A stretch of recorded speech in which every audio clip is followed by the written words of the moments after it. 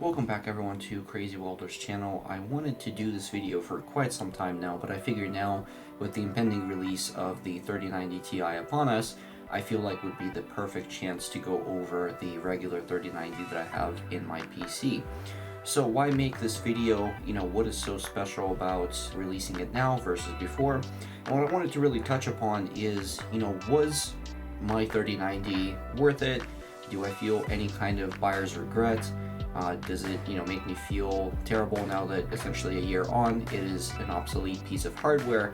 And to answer those questions, I wanted to dive a little bit deeper into the kind of games that I play, into what was my initial purchase reason for the card in the first place, and also, depending on the price that you paid for it, whether or not it is something that's going to be worth it to you.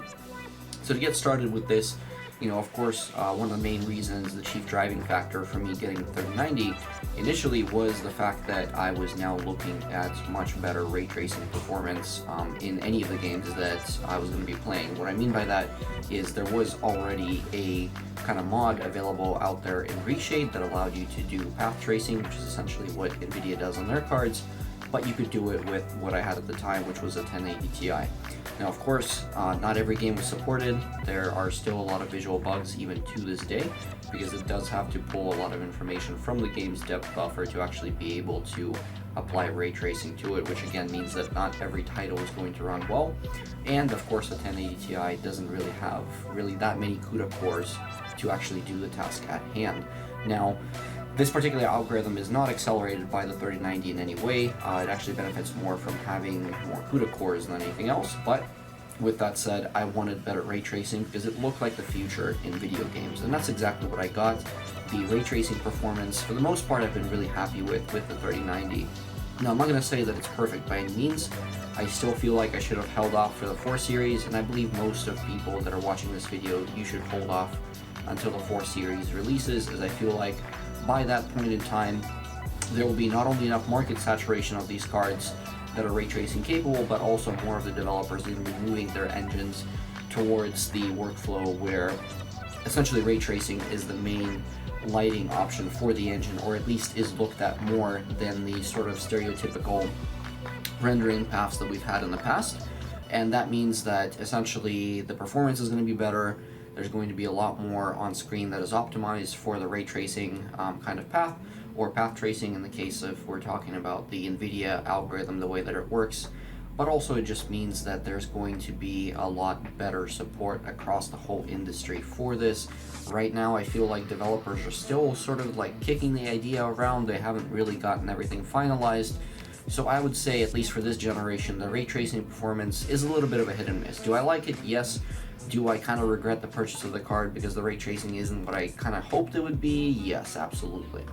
Now, with that said, the rest of my game library I've been able to play at 4K for the first time with really reasonable FPS, and in the games that support sort of NVIDIA's sort of GameWorks, or whatever you want to call it, all those physics effects that have been applied, as well as the smoke effects, etc.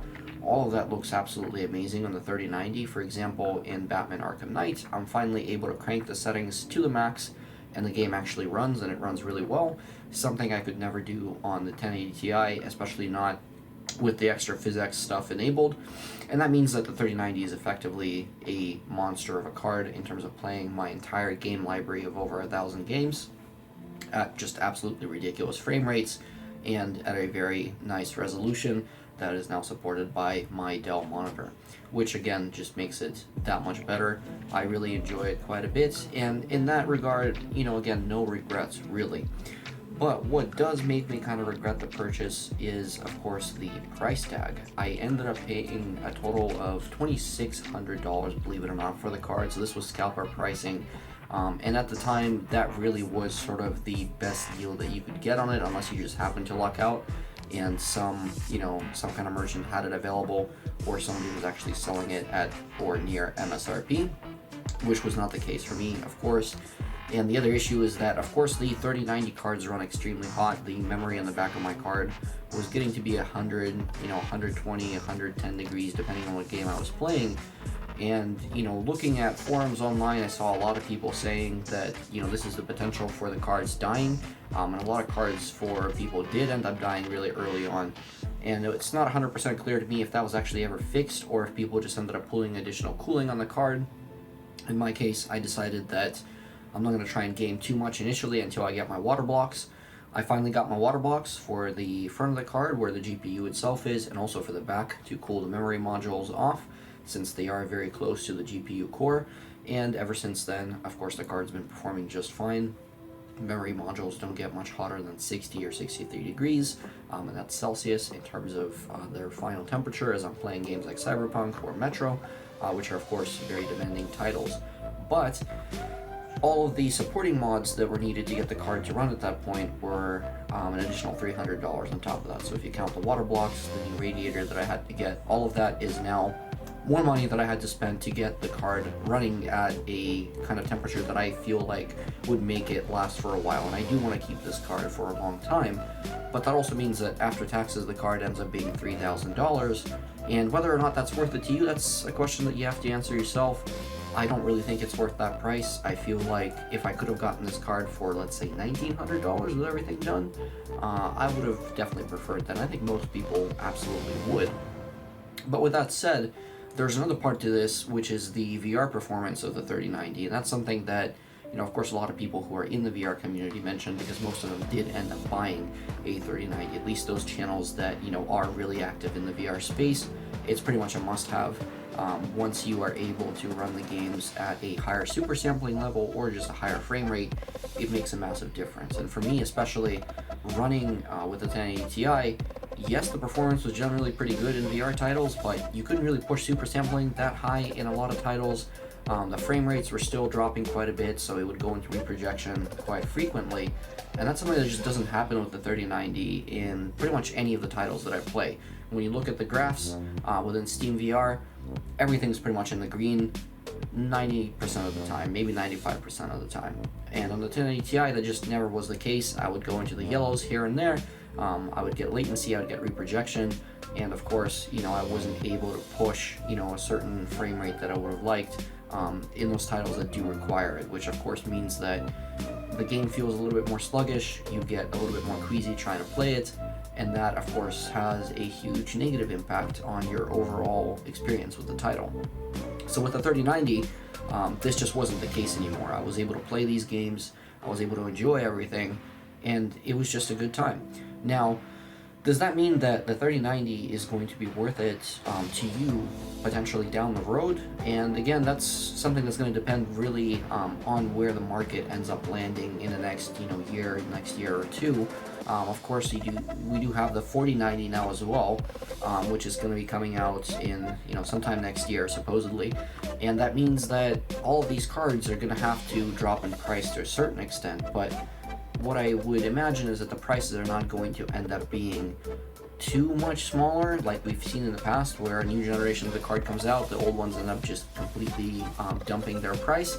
I don't think that's going to happen because we are still in a huge shortage, a component shortage for both capacitors, GPU chips in general, from just about every manufacturer, and it doesn't matter what foundry is building these chips, the shortage is massive, and that means that even if people do end up buying the 4000 series or the new 3090 Ti, that does not necessarily mean they're going to be dumping their old cards at a reasonable price. If anything, I feel like the prices will be just as they were scalper pricing for a good long while, until we sort of get the manufacturing capabilities back online. So I don't think that it's going to be a good value.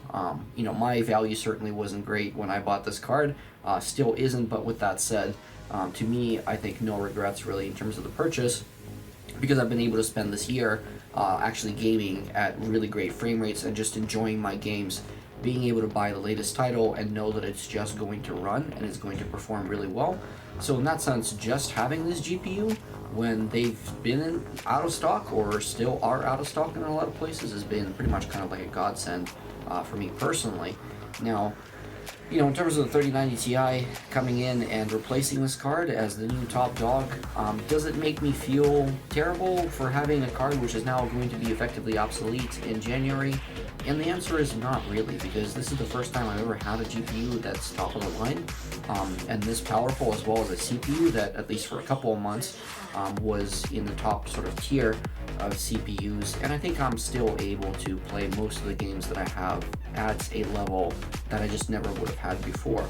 So having this new GPU come out, since, you know, I'm not even going to have the money for it, nor am I necessarily going to be, you know, I don't think I'm going to be getting any kind of a benefit from going with this 3090 Ti versus what I already have.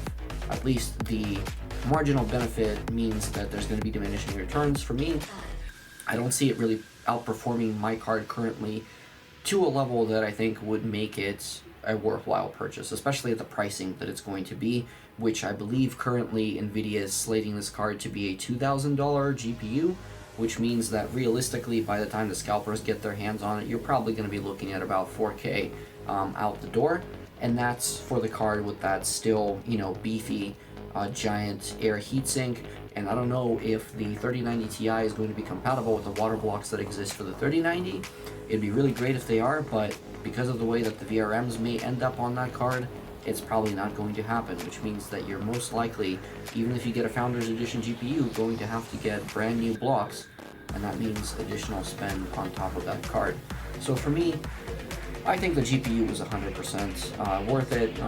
Would I have liked to spend less money on it? Of course I would have, but with that said, I'm able to do a lot of stuff with this GPU that I previously wasn't able to do, especially in the video editing sector, where I'm able to now render videos much more quickly in Vegas.